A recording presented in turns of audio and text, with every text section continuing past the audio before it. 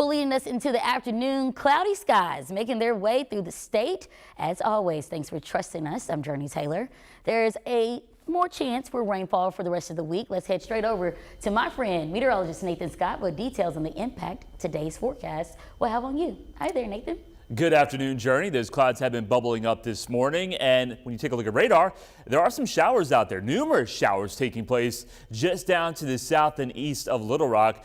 All the green just bubbling up across south and southeast Arkansas. So here's a high-resolution radar, and you can see Pine Bluff seeing a downpour at this time, along through Dallas County, Cleveland County, around Camden, Hampton, Monticello also seeing some rain. So the best chance of rain out there through the course of the afternoon will continue to be for locations to the south and east of Little Rock. Even here in central Arkansas, we will have the opportunity. There could be a spotty shower storm, drier weather the farther north and west that you are. And you see it here on future radar that lots of daytime heating.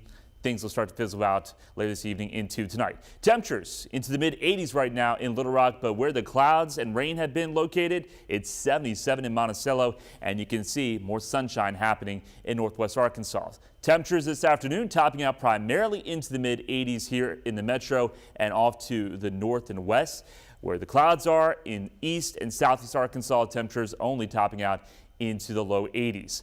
More showers and thunderstorms will be possible over the next several days. I'll let you know when we'll see a drying trend take place and also when hot temperatures return coming up. This afternoon, the Secretary of State is being forced to count every single signature collected in support of the Arkansas Abortion Amendment. We first received word on the state Supreme Court's decision just before 10 o'clock last night. It reverses the Secretary of State's move to reject the amendment due to what they call a submission error. Initially, signatures collected by paid canvassers were already counted for, so now state officials must count all signatures collected by unpaid volunteers.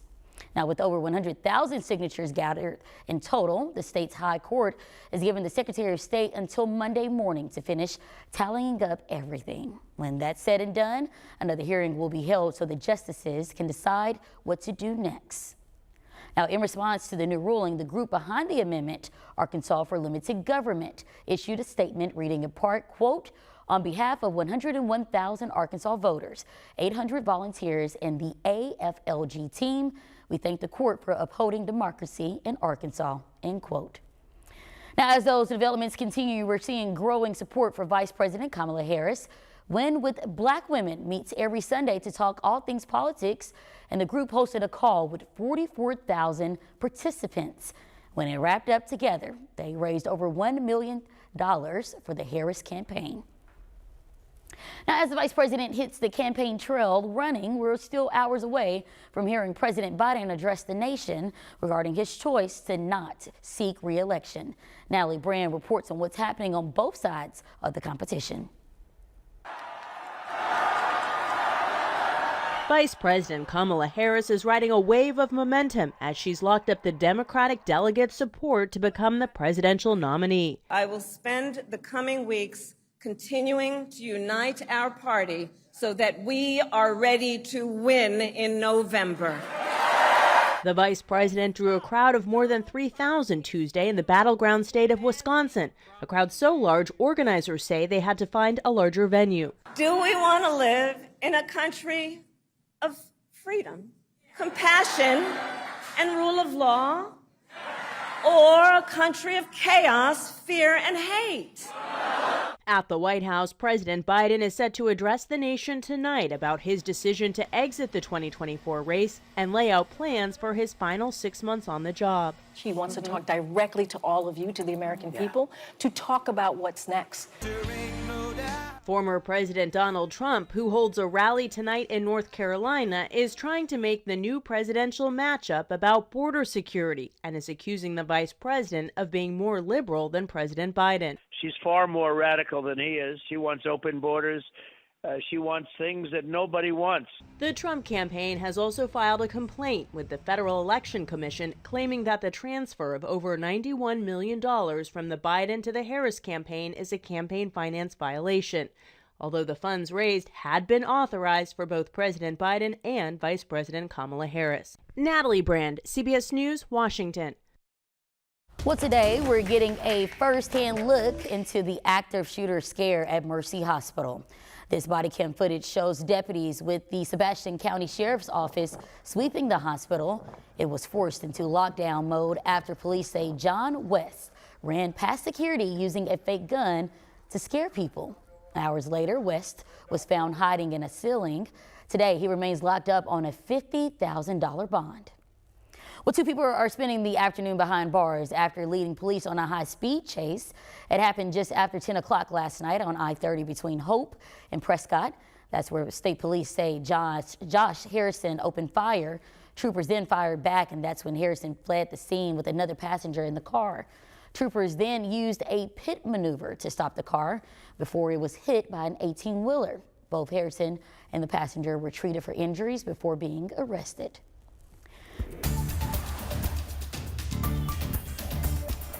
Well, new at noon, we have a traffic alert for those taking Highway 67 in Jacksonville. Hours from now at 8 p.m., RDOT will shut down the on-ramp at Gregory Street. It puts you on Highway 67 headed southbound. Detours will be put in place so crews can work to widen the highway to 6 lanes from exit 10B to exit 11. The on-ramp will be closed through the end of the year. Now, over in North Little Rock, people are speaking out with concerns regarding one area with a high volume of traffic. Days ago, a man on a bike was hit by a car at the intersection of Pike Avenue and West 19th Street. According to police records, it's the second accident there in the last 3 years. As growing concerns happen among the community, the city's mayor suggests avoiding the area when you can. This area here, you're talking about 5 lanes of traffic. I would suggest 5 lanes of traffic take the parallel roads and not get on Pike Avenue. I mean, there's a parallel road here that goes down Share. It takes you all the way down. But to get out here at night at 9:30, I wouldn't say it's the right thing to do. Mayor Harwick says the city is planning to add more stop lanes and bicycle signs near Pike Avenue. In the meantime, if you live there, be sure to take extra caution, especially when traffic is busy. Now, in the heart of the natural state, Little Rock is seeing a new push to reduce the number of empty homes and buildings in the city. Now, the need to do so comes amid growing fears of scenes like this. Days ago, an abandoned building went up in flames along Asher Avenue. The city tells us it's the 6th fire at that address since 2017. Now they're working to extinguish this terrifying trend. We have our emergency demolitions that we do. We have our condemnations, and then we have our unsafe and vacant structures. And also we work with also public and private partnerships. Little Rock is currently using hundreds of thousands of dollars to reduce the number of empty spaces. In the meantime, you're urged to avoid the scene here on Asher Avenue as cleanup continues. The city of Sherwood is at a crossroads on whether to ban pit bulls. During last night's city council meeting, some people pushed back against the current ban in place, putting the blame for a dog's behavior on its owner. We're punishing the good citizens who are here by not being able to have the dogs that they want to have for the few bad citizens that are behaving badly. I'm in favor of lifting the ban because I believe each individual animal should be judged on its own behaviors. A new ordinance hopes to lift the ban on specific breeds. It will be heard at a city council meeting sometime next month. And happening today, we're just hours away from witnessing the blessing ceremony for the state's 25th baby box. It can be found right in Little Rock at the East End Fire Department. The goal is to give moms a chance to safely surrender their children. It will be unlocked shortly at 1 o'clock. Our crews will be there to bring you the very latest during TV 11's evening coverage. And as we speak, children in the Little Rock School District can get free vaccines. The shot clinic is happening right now until 6 o'clock tonight. It's happening over on 3915 West 8th Street in Little Rock. A legal guardian will need to be present, and don't forget your child's shot records. Well, people are either for or against the idea of a phone-free classroom. We share reactions to one school taking a big leap after the break. Splash and dash. Showers and thunderstorms will continue to be the story for the next few days. But as you take a look here, the rain chances, they do start to go down next week as a dome of heat will be making a comeback here in Arkansas. And that means hot and humid conditions will be returning. How hot will we get by Tuesday? I'll have that answer coming up.